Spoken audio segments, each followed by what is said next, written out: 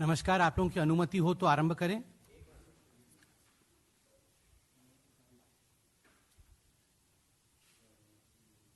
आरंभ करें, धन्यवाद। एक डाटा के विषय में वॉर ऑफ वर्ड्स चल रहा है।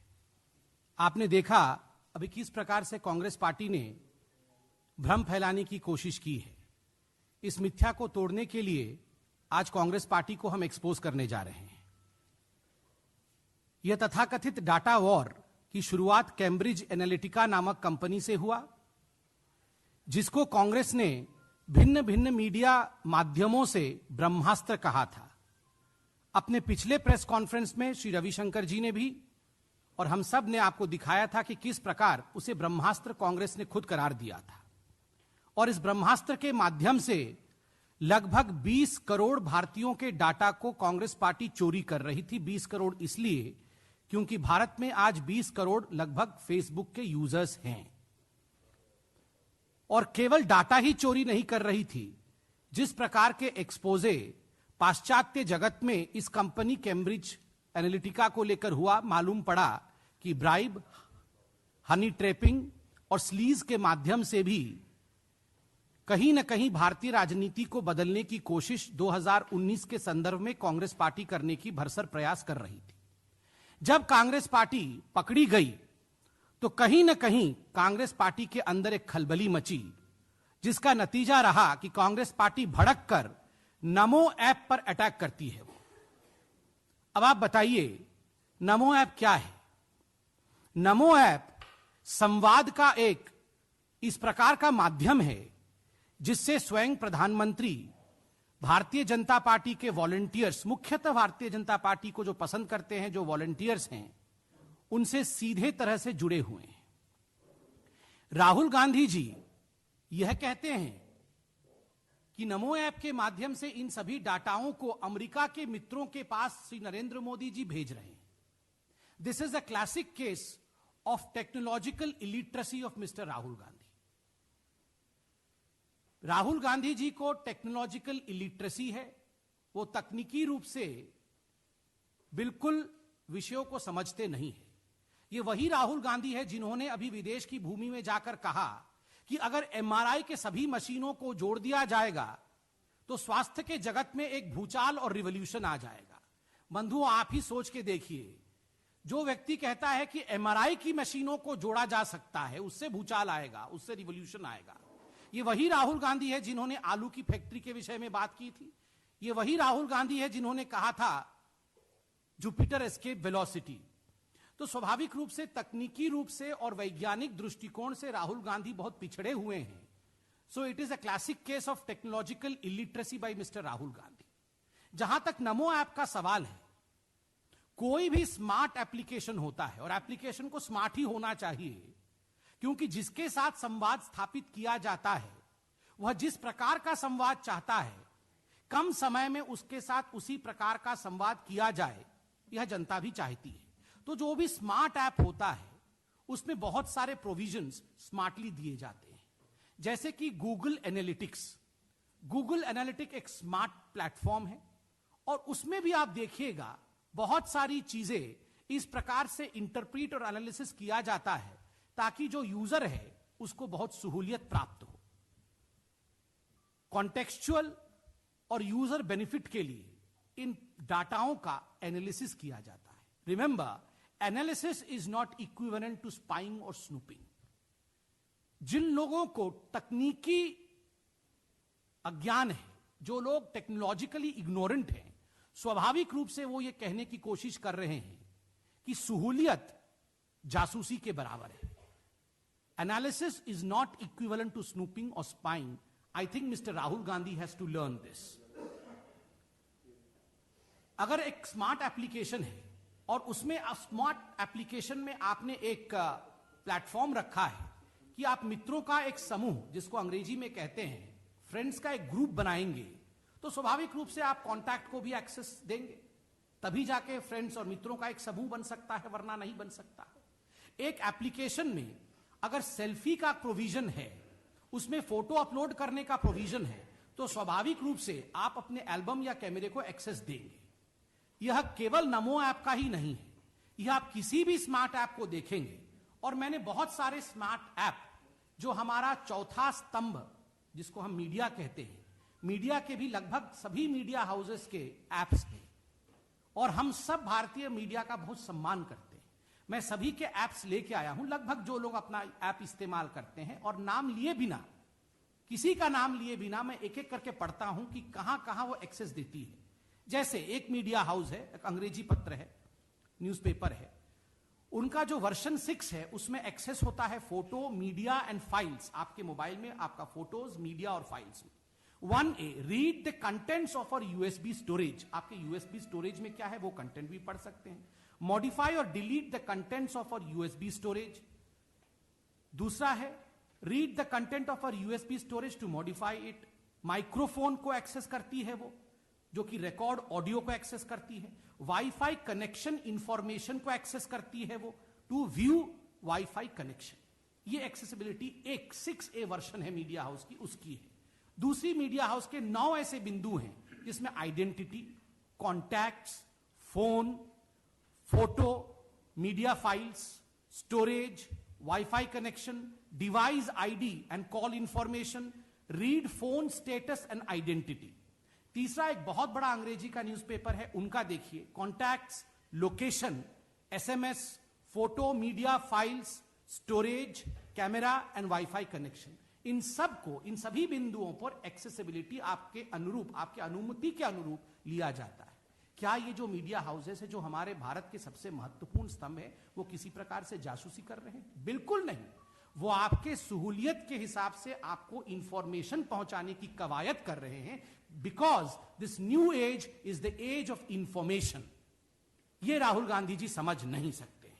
और मैं आपको आज एक बड़ी चीज बताऊं, राहुल गांधी जी जल्दी ही, for the first time in Indian political history, I am going to predict what Mr. Rahul Gandhi is going to tweet tomorrow. We have seen what Mr. Rahul Gandhi has been tweeting, the kind of bunkum tweets and the kind of जिसको हिंदी में कहते हैं भ्रामक tweet वो करते हैं। कल वो क्या ट्वीट करने वाले हैं मैं आपको अभी से बोलता हूं, आप इसको छापिए। कल वो ट्वीट करेंगे कि ये जो नमो ऐप है, ये नमो ऐप सीधे सीधे ईवीएम मशीन से जुड़ा हुआ है, और इसी नमो ऐप के माध्यम से ईवीएम टेम्परिंग हो रही है, और नरेंद्र मोदी जी कश्मीर से लेके कन्याकुमारी तक, अटक से लेके कटक तक सारे चुनाव इसी नमो ऐप की ईवीएम के साथ जुड़े होने के कारण जीत रहे हैं। I can predict for the first time in the political history of this country as to what Mr. Rahul Gandhi is going to tweet tomorrow. Come tomorrow, you would see that Mr. Rahul Gandhi would be saying that through this Namo app, Mr. Narendra Modi and Bharatiya Janata Party is connected to the EVM machines. And because of this connection with the EVM machines, Bharatiya Janata Party and Mr. Modi is winning election after election, because through this connection of Namo app to the EVM machine, he is hacking the EVM machine. इस प्रकार की अनभिज्ञता, इस प्रकार का अज्ञान, such kind of technological illiteracy has rarely been seen in Indian politics. देखिए, राजनीति और संवाद बहुत महत्वपूर्ण होता है। 10 वर्षों तक भारत ने संवादहीन राजनीति को झेला है। जिस प्रकार के प्रॉक्सी प्रधानमंत्री डॉक्टर मनमोहन सिंह जी रहे हैं, और जिस प्रकार की अध्यक्षा कांग्रेस की विगत 10 वर्षों के समय थी, जिस समय कांग्रेस के ही prime minister doctor Manmohan Singh ji थे, दोनों ही संवाद विहीन थे। संवाद ना तो कांग्रेस के कार्यकर्ताओं से होता था, संवाद ना तो देशवासियों से होता था। देश लूट रहा था, संवाद विहीन राजनीति चल रही थी। आज संवाद का युग है। नरेंद्र मोदी जी हर स्तर पे संवाद कर रहे हैं। कांग्रेस को नरेंद्र मोदी जी के इस संवाद से तकलीफ है। Congress does not want any kind of communication between the Prime Minister and the people of this country, the volunteers of Bharatiya Janata Party, the students of this country. जब प्रधानमंत्री मन की बात के माध्यम से अपने देश की बातों को, हित की बातों को, साधारण विषयों को जनता तक पहुंचाते हैं, तो प्रधानमंत्री के मन की बात के विषय में कंप्लेन करने इलेक्शन कमीशन कांग्रेस पार्टी जाती है कि मन की बात को रोक दी जाए। मन की बात की मजाक उड़ाते हैं कांग्रेस पार्टी। जब प्रधानमंत्री भारत में एग्जाम्स को लेकर विद्यार्थियों से बातचीत करते हैं, संवाद स्थापित करते हैं कि मेरे विद्यार्थी आप चिंतित मत हो, आप भयभीत मत हो, एग्जाम बिल्कुल आत्मविश्वास के साथ लिखो, जिससे कि विद्यार्थी लाभान्वित होता है, कांग्रेस को उससे भी दिक्कत होती है। तो स्वाभाविक रूप से कांग्रेस का 1 पॉइंट एजेंडा है, प्रधानमंत्री जो संवाद के माध्यम से भारत के लोकतंत्र को एक नॉच ऊपर लेकर जा रहे हैं, एक पायदान ऊपर लेकर जा रहे हैं, किसी भी कीमत पर प्रधानमंत्री के इस संवाद को रोकना, क्योंकि इससे कांग्रेस को नुकसान हो रहा है। दूसरी एक बड़ी बात हुई है, आज कांग्रेस पार्टी जिस प्रकार से, पहले तो राहुल गांधी जी ने अनभिज्ञता में कुछ इन रिटोरिक्स उन्होंने ट्वीट किया, उसके बाद जब भारतीय जनता पार्टी ने सच्चाई कांग्रेस पार्टी का ट्विटर के माध्यम से रखा कि उनका जो ऐप था, उस ऐप के माध्यम से किस प्रकार कांग्रेस पार्टी डाटा चोरी कर रही थी, तो तुरंत ही प्ले स्टोर से कांग्रेस पार्टी ने उस ऐप को डिलीट कर दिया। As soon as the Bharatiya Janata party revealed the truth of the Congress app which was stealing the data of the people, it was proved by the Bharatiya Janata Party. Immediately thereafter, the Congress party downed its app from the Play Store. देखिए, कांग्रेस मुक्त भारत तो बन ही रहा है और 2019 में संपूर्ण रूप से कांग्रेस मुक्त भारत हो जाएगा, मगर आज भारतीय राजनीतिक इतिहास और भारतीय टेक्नोलॉजिकल हिस्ट्री में कांग्रेस मुक्त प्ले स्टोर इस रूप में याद रखा जाएगा। प्ले स्टोर से कांग्रेस मुक्त हो चुका है, कांग्रेस ऐप खत्म हो चुका है। 2 दिन पहले हमने राहुल गांधी जी को एनसीसी के विषय में परम ज्ञान देते हुए सुना। किस प्रकार जब उन्हें एक बालिका ने पूछा कि एनसीसी में आप क्या सहूलियत देंगे, तो उन्होंने कहा I don't know about these stuffs. उनके लिए एनसीसी एक स्टफ है जिसके बारे में वो कुछ नहीं जानते हैं और जानना उचित भी नहीं समझते हैं।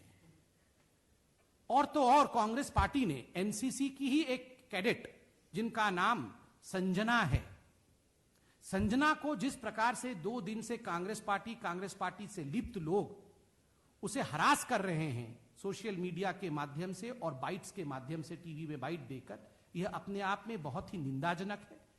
एक छोटी सी आगे बढ़ती हुई भारत के नागरिक को आप इस प्रकार हरास करेंगे क्योंकि उसने सच कहा है। भारत को संजना के साथ खड़ा होना चाहिए, उसमें बहुत साहस दिखाया है। उसको इस प्रकार से युवाओं को नीचे डालने की कोशिश करना, यह राहुल गांधी को कहीं ना कहीं कटघरे में खड़ा करता है और न्यू इंडिया के कॉन्सेप्ट से और युवा लीडर के कॉन्सेप्ट से बहुत दूर लेके जाता है। मैं राहुल गांधी जी को बताना चाहता हूं, mister Rahul Gandhi, there is a huge difference between C and S.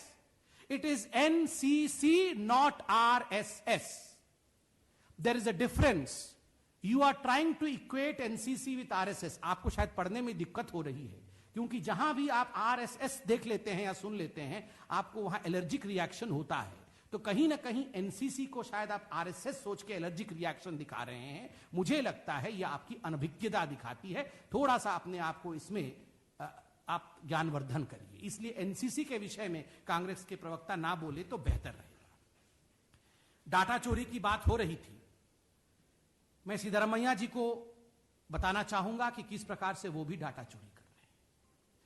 वैसे तो आज आईटी का जो फुल फॉर्म दिया है अभिषेक मनु सिंघवी जी ने, वो आइडेंटिटी थेफ्ट बोल रहे थे अभिषेक मनु सिंघवी जी।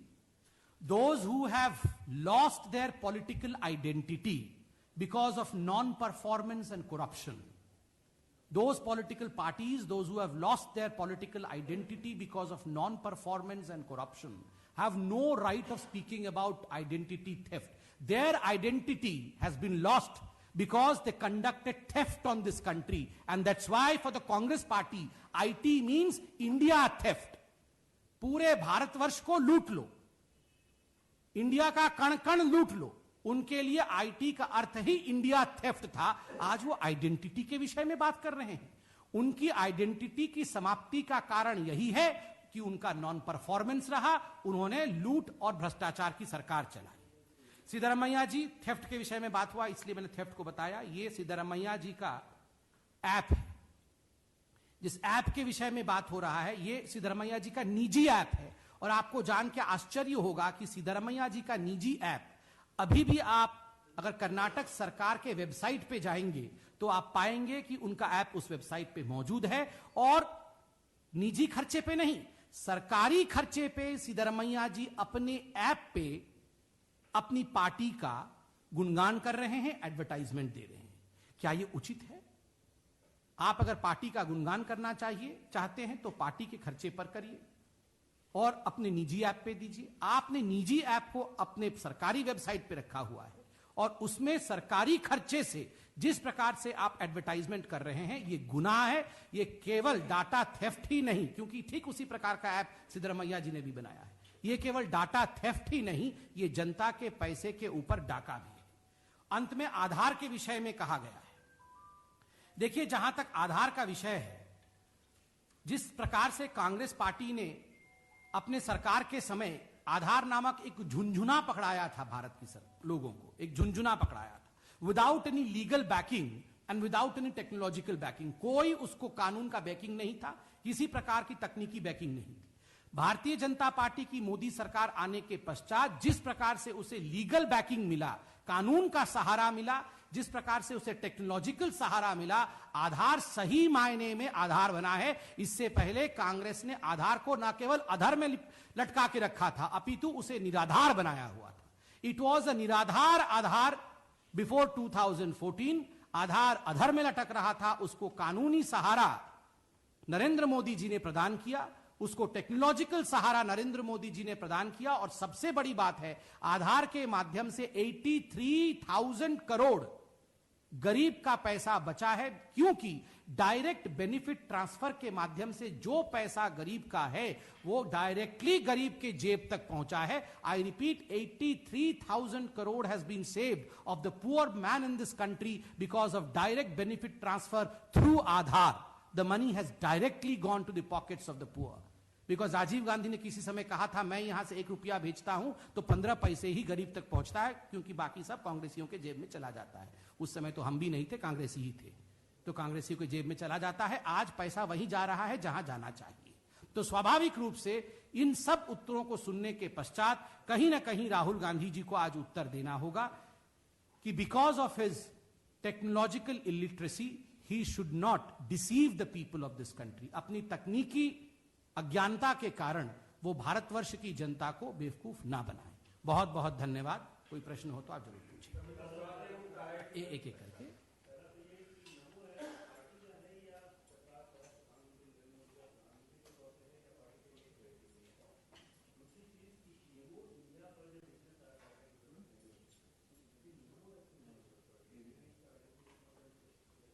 देखिए, बड़े स्पष्ट रूप से मैं बता दूं, जैसे मैंने अभी भी बताया, संवाद ही लोकतंत्र का एक बहुत महत्वपूर्ण पिलर होता है।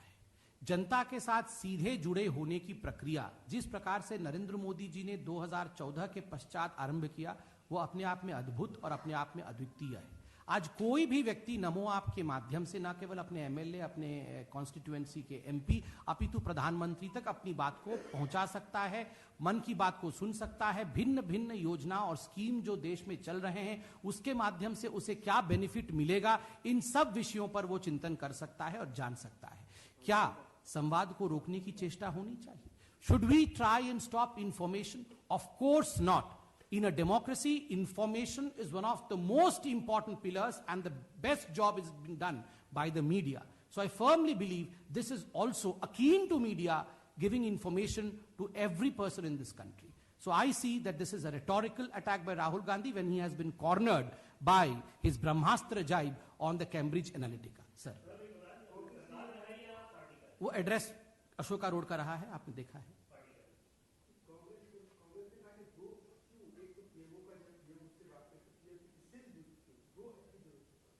जितने माध्यम से अगर संवाद हो सके उससे क्या बुराई है। हर माध्यम संवाद के लिए है और हर माध्यम से जनता तक पहुंचना और जनता के लिए, जनता का, ये जितने भी ऐप हैं, ये तो अच्छी बात है। It's an era of technology and all smart technologies should be used for people. धन्यवाद। सर, हाँ, आपने पूछा था।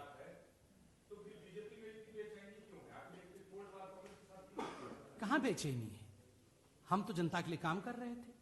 अचानक इन्होंने प्रेस कॉन्फ्रेंस किया। मैंने कहा संवाद का जमाना है, तो स्वाभाविक रूप से किसी प्रकार का भ्रम जो कांग्रेस पार्टी फैलाने की कोशिश कर रही है उसे तोड़ देना, ताकि जनता किसी प्रकार के भ्रम में ना रहे। मुस्कुराते हुए कर रहे हैं, तो कोई भी हमें बेचैनी नहीं है। See, I firmly believe that this means that Mr. Rahul Gandhi really needs to grow up as far as knowledge and different platforms of knowledge is concerned. He's the same Rahul Gandhi I remember who once said, I remember vividly, who once said that today morning I got up at night. He's the same Rahul Gandhi who said that politics is a state of, Garibi is a state of mind, and politics lives in my shirt and pant, if I'm right. So of course he needs to brush himself up. He's the same Rahul Gandhi only 2 days ago who was saying that NCC like stuffs is not my cup of tea. So of course a man who projects himself as a leader next should not talk like this.